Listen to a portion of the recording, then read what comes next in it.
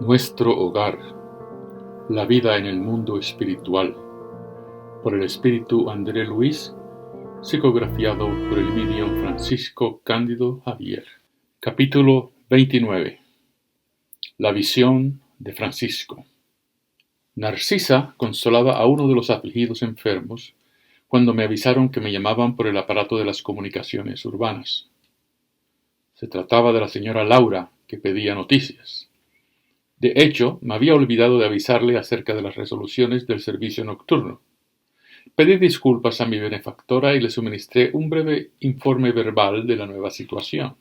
A través del cable, la progenitora Delicias parecía exultante, compartiendo mi justa satisfacción.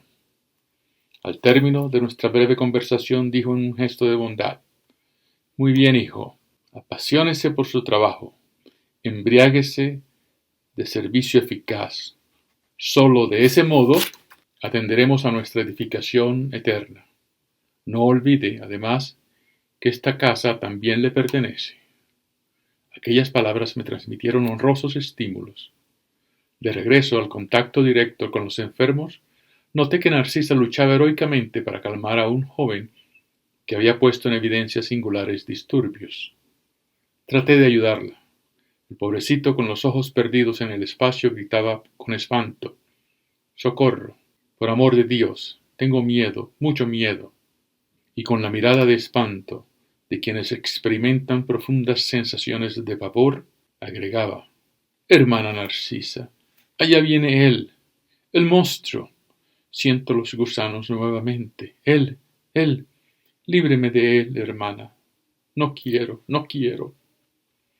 «Calma, Francisco», le pedía la compañera de los infortunados. «Ya va a liberarse. Ganará en serenidad y alegría, pero depende de su esfuerzo. Haga de cuenta que su mente es una esponja embebida en vinagre. Es necesario expulsar la sustancia ácida. Lo ayudaré a hacerlo, pero el trabajo mayor le corresponde a usted mismo». El enfermo demostraba buena voluntad. Se calmaba en cuanto escuchaba los cariñosos conceptos, pero volvía a la misma palidez anterior y estallaba en nuevos gritos. «Pero hermana, mire bien, él no se va. Ya ha vuelto para atormentarme. Vea, vea». «Lo veo, Francisco», le respondía ella, prudente, «pero es indispensable que usted me ayude a ahuyentarlo». «Este fantasma diabólico», agregaba llorando como un niño, a tal punto que despertaba compasión. «Confíe en Jesús y olvídese del monstruo», le replicaba la hermana de los desdichados piadosamente. «Vamos a aplicarle un pase. El fantasma huirá de nosotros». Y le transmitió fluidos saludables y reconfortantes que Francisco agradeció, mostrándole inmensa alegría con la mirada. «Ahora», dijo él, una vez concluida la operación magnética, «estoy más tranquilo». Narcisa le acomodó las almohadas y envió a una servidora a que le alcanzara agua magnetizada. Aquella ejemplificación de la enfermera me reconfortaba. El bien, igual que el mal, en todas partes produce un misterio contagioso. Narcisa comprendió mi sincero deseo de aprender y se acercó a mí, dispuesta a iniciarme en los sublimes secretos del servicio. «¿A quién se refiere el enfermo?», pregunté impresionado. «¿Está acaso asediado por alguna sombra invisible a mi mirada?». La anciana servidora de las cámaras de rectificación sonrió cariñosamente y manifestó: «Se trata de su propio cadáver». «¿Qué está diciendo?», rematé espantado. El desdichado estaba excesivamente apegado a su cuerpo físico y vino a la esfera espiritual luego de un accidente originado por absoluta imprudencia. Estuvo durante muchos días junto a sus propios despojos en el sepulcro, sin admitir ninguna otra situación. Quería obstinadamente erguir el cuerpo tieso, tal era el dominio de la ilusión en que había vivido, y persistió en ese lamentable esfuerzo por largo tiempo. Lo atemorizaba la idea de enfrentar lo desconocido, y no conseguía reunir siquiera algunos átomos de desapego de las sensaciones físicas. De nada sirvieron los socorros de las esferas más elevadas, porque cerraba su zona mental a todo pensamiento relativo a la vida eterna.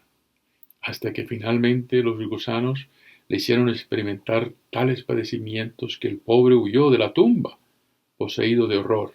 A partir de entonces empezó a peregrinar en las zonas inferiores del umbral. Sin embargo, quienes fueron sus padres en la tierra cuentan aquí con importantes créditos espirituales y solicitaron su internación en la colonia. Lo trajeron los samaritanos, casi a la fuerza. No obstante, su estado es aún de tal gravedad que por el momento no podrá irse de las cámaras de rectificación. Su amigo, que fue su progenitor en la carne, está actualmente en una arriesgada misión lejos de nuestro hogar. ¿Y viene a visitar al enfermo?, pregunté. Ha venido en 2 ocasiones y me ha conmovido profundamente notar su sufrimiento, pese a su discreción. Tal es la perturbación del joven que no reconoció a su generoso y devoto padre. Gritaba afligido, lo que demuestra su lamentable demencia. El progenitor, que había venido en compañía del ministro Padua del Ministerio de Comunicación, parecía estar muy por encima de la condición humana, mientras permanecía junto al noble amigo que había obtenido la hospitalidad para su desdichado hijo. Estuvieron un buen rato haciendo comentarios sobre la situación espiritual de los recién llegados de los círculos de la vida terrenal. Pero cuando el ministro Padua se retiró, obligado por circunstancias relativas al servicio, el padre del joven me pidió disculpas por su gesto humano y se puso de rodillas delante del enfermo. Le tomó las manos con ansiedad, como si fuera a transmitirle vigorosos fluidos vitales, y le besó la cara en tanto que lloraba copiosamente. No pude contener las lágrimas, así que me retiré, dejándolos a solas. No sé qué fue lo que sucedió después entre ambos, pero noté que desde ese día Francisco ha tenido una notoria mejoría. La demencia total se redujo a crisis que ahora son cada vez más espaciadas. «¿Cuánto conmueve todo eso?», exclamé, embargado por una fuerte impresión. Por otra parte, ¿cómo puede perseguirlo la imagen del cadáver? La visión de Francisco, explicó la atenta anciana, es la pesadilla de muchos espíritus después de la muerte carnal. Se apegan demasiado al cuerpo, no ven otra cosa ni viven más que de él y para él, al que dedican un verdadero culto, y cuando llega el soplo renovador de la liberación no lo abandonan. Rechazan todas las ideas de espiritualidad y luchan desesperadamente por conservarlo. Es cuando aparecen los gusanos voraces y los expulsan. A esa altura, se horrorizan del cuerpo y adoptan una nueva actitud desesperada. La visión del cadáver, no obstante, como una poderosa creación mental de ellos mismos, los atormenta en lo profundo de sus almas. Brotan las perturbaciones y las crisis relativamente prolongadas. Su padecimiento es muy grande hasta que se produce la total eliminación de su propio fantasma. Como notaba mi conmoción, Narcisa agregó: «Gracias al Padre he estado haciendo un considerable aprovechamiento de estos últimos años de servicio. Ah, qué profundo es el sueño espiritual de la mayoría de nuestros hermanos de la carne. Con todo, esto puede preocuparnos, pero no debería herirnos. La crisálida se adhiere a la materia inerte, pero la mariposa levantará vuelo. La simiente es casi imperceptible, y sin embargo el roble será un gigante. La flor muerta retornará a la tierra, pero su fragancia perdurará en el cielo. Los embriones de la vida están aparentemente dormidos. No debemos olvidar estas lecciones». Narcisa se calló, y no me atreví a interrumpir su profundo silencio. Capítulo 30. Herencia y eutanasia. Todavía no había vuelto en mí de la profunda sorpresa cuando Salustio se aproximó para informarle algo a Narcisa. Nuestra hermana Paulina desea ver a su padre enfermo en el pabellón 5. Antes de acceder, consideré razonable consultarla, pues el enfermo prosigue en una crisis muy aguda. Dando muestra de las actitudes de bondad que le eran características, Narcisa manifestó con decisión: «Dígale que pase de inmediato. Ella tiene permiso de la ministra, dado que consagra el tiempo disponible a la tarea de reconciliación de sus familiares. Mientras el mensajero se despedía con premura, la bondadosa enfermera agregó dirigiéndose a mí: «Ya verá qué hija tan solícita». No había transcurrido un minuto cuando Paulina estaba frente a nosotros, esbelta y bella. Estaba vestida con una túnica muy liviana tejida de seda luminosa. Una angelical belleza definía sus rasgos fisonómicos, pero los ojos denunciaban su gran preocupación. Narcisa la presentó con delicadeza y, como tal vez percibía que podía confiar en mi presencia, preguntó algo inquieta: «¿Y mi papá, querida amiga?». «Un poco mejor», respondió la enfermera, «pero todavía presenta desequilibrios de consideración».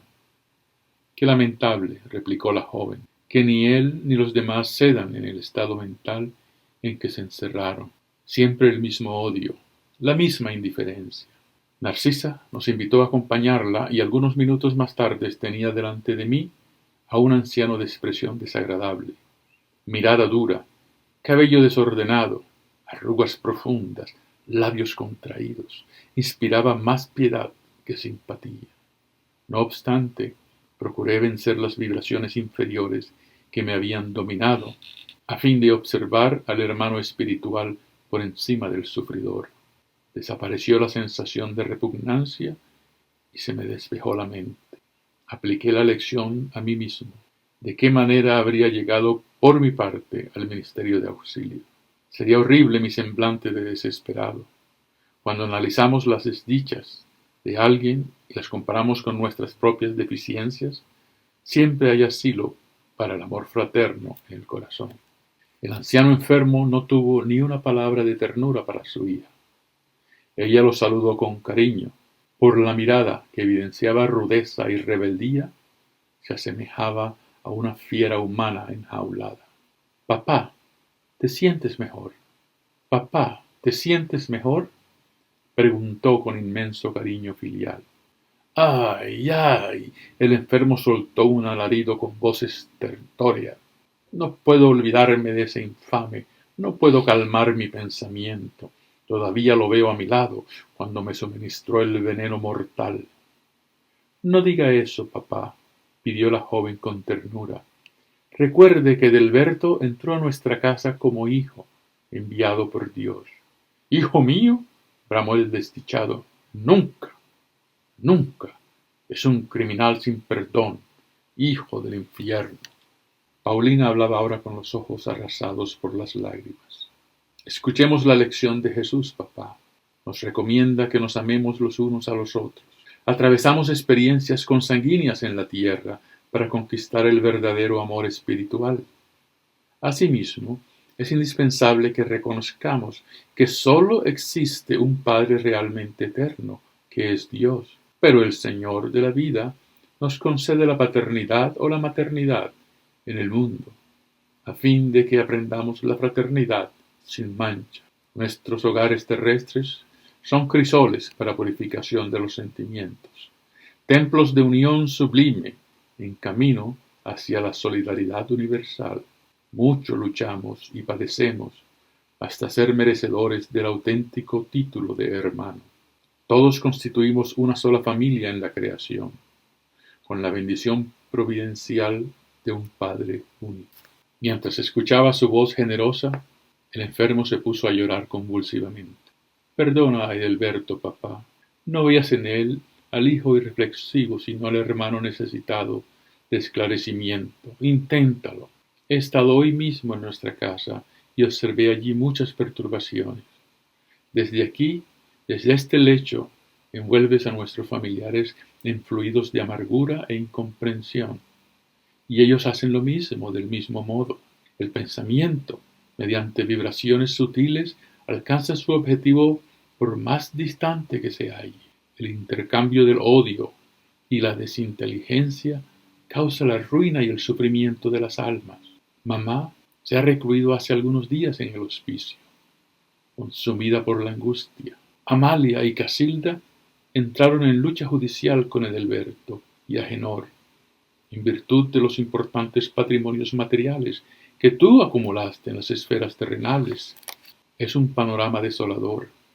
cuyas sombras podrían atenuarse si tu mente vigorosa no estuviera sumergida en propósitos de venganza. Aquí tú estás postrado en grave estado.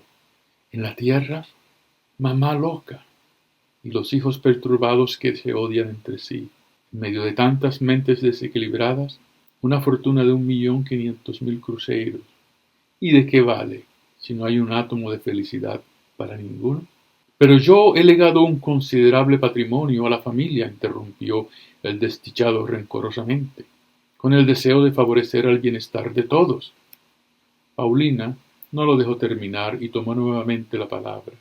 No siempre sabemos interpretar lo que es beneficioso en lo relativo a la riqueza transitoria.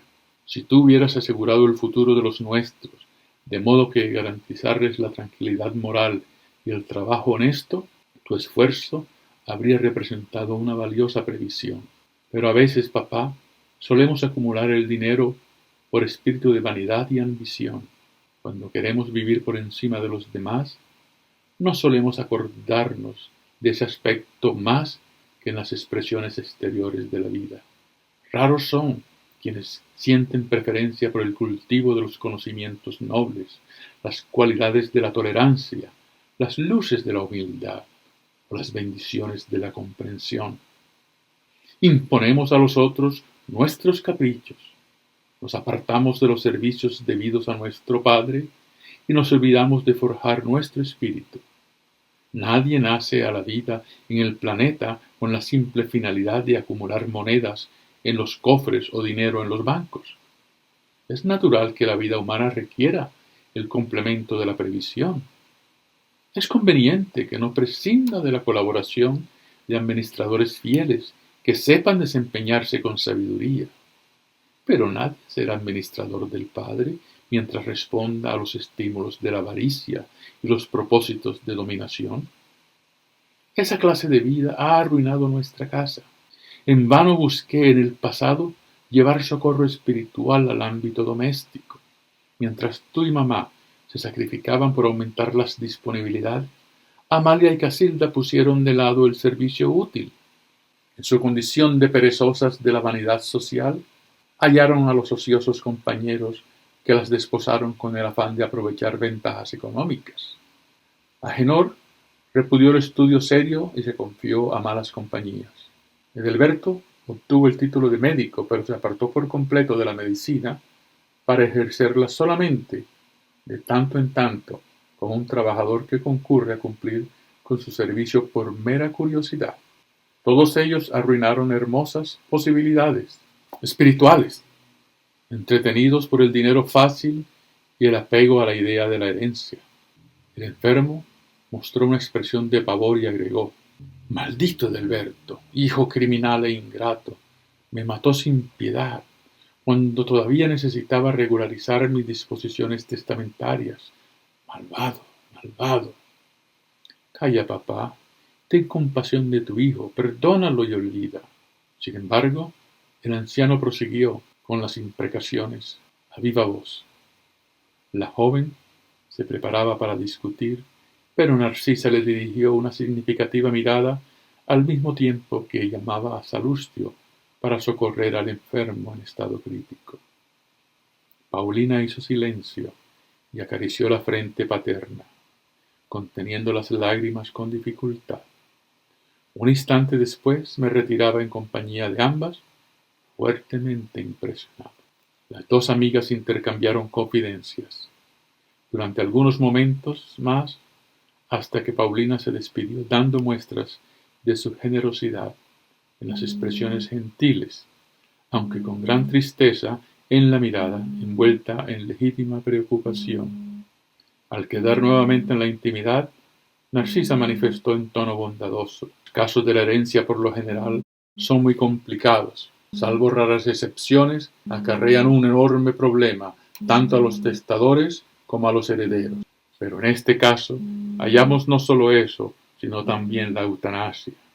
La ambición del dinero generó en la familia de Paulina extravagancias y desavenencias. Los padres avarientos tienen hijos despilfarradores. Estuve en la casa de nuestra amiga cuando su hermano Edilberto un médico de apariencia distinguida, empleó en su progenitor casi moribundo la denominada muerte suave. Hicimos cuanto pudimos por evitarlo, pero fue en vano. El miserable joven deseaba de hecho apresurar el desenlace, por cuestiones de orden financiero, y tenemos ahí el resultado de la imprevisión, el odio y la enfermedad. Con un expresivo gesto, Narcisa concluyó: Dios creó a los seres y a los cielos. Nosotros solemos transformarnos en espíritus diabólicos cuando creamos nuestros infiernos individuales.